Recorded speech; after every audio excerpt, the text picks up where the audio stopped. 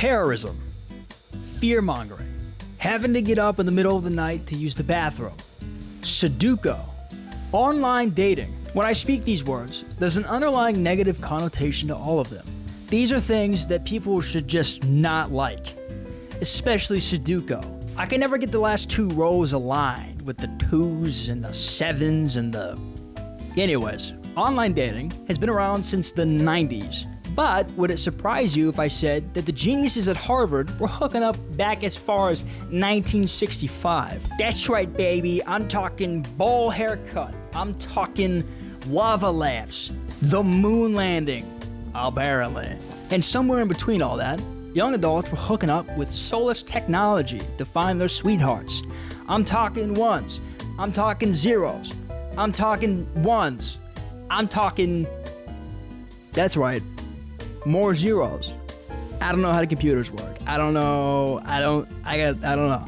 Okay, I just recorded the whole thing and then I had my volume down, so it didn't save, and now I got to do this again, and I really don't want to, but here we are. It was really an algorithm-based process that used something akin to standardized testing punch cards in order to find a potential partner. Unlike Sudoku, which will find its way into a trash compactor if I ever have anything to do about it. The technology in the 60s was limited to a single computer that was accessed by universities in the vicinity of the Harvard-Boston area. Students would pay a small fee to take a survey, which would be uploaded to a computer mainframe, where the students would have to wait for a mailed-in score to see who their potential partner might be. Okay, well, wait a minute. So, let me get this straight. So you're telling me that you couldn't just go on your phone, hop on an app, swipe right on the first person you found attractive, and just type some of the most douchiest things that you just come to mind, like you smoke? I don't fucking know. Or, hey girl, Sudoku? Okay, alright. And then just thumping them like a jackrabbit to like never ever talk to them ever again? Is that what you're telling me? Is that what it says? Nope, yep, that's exactly what it says. Okay. Fast forward to today, and that's exactly what you get. The whole dating scene has been revolutionized to streamline the dating process. See a person you're attracted to? Swipe right.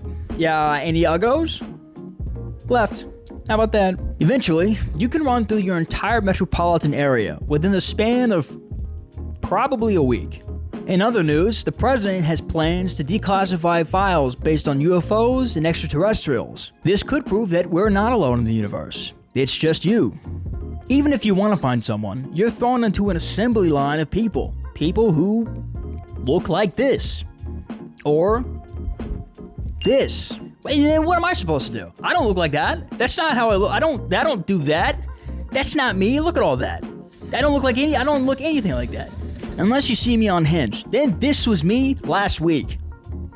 So where is the problem at? Where does this lie? Ultimately, the issue lies in superficialism. Dating apps perpetuate a circular motion of superficial scavenging, meaningless small talk, and setting up a possible date, only for the majority of people to end up ghosting you anyways. But then most of the time, just moving on to the next meaningless conversation.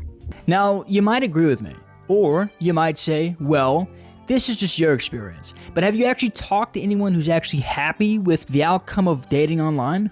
Surely, your take is just cynical and critical because you haven't found the one yet. And to that point, I would say, I don't care. It's not about anybody else. It's about me.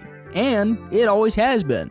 Now, all jokes aside, that is a good point. But we still can't deny the desensitization of the individual that these dating apps have created. Now, I'm just a guy. I don't have any power over how these apps work, but what I can do is I can give a little mock-up of what I wish they were like. So without further ado, here are some changes I would like to see on the 3 big dating apps in 2026.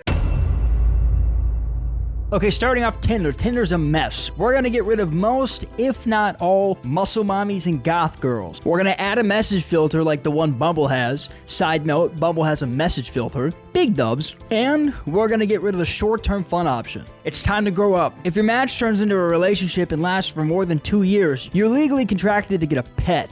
like a dog or a cat, not a bird, okay? That doesn't make you special, okay? Getting a bird as a pet doesn't make you, it doesn't make you anything else except for everything that you're trying to not be. A bird is basically just a winged rat, okay? You're not fooling anybody.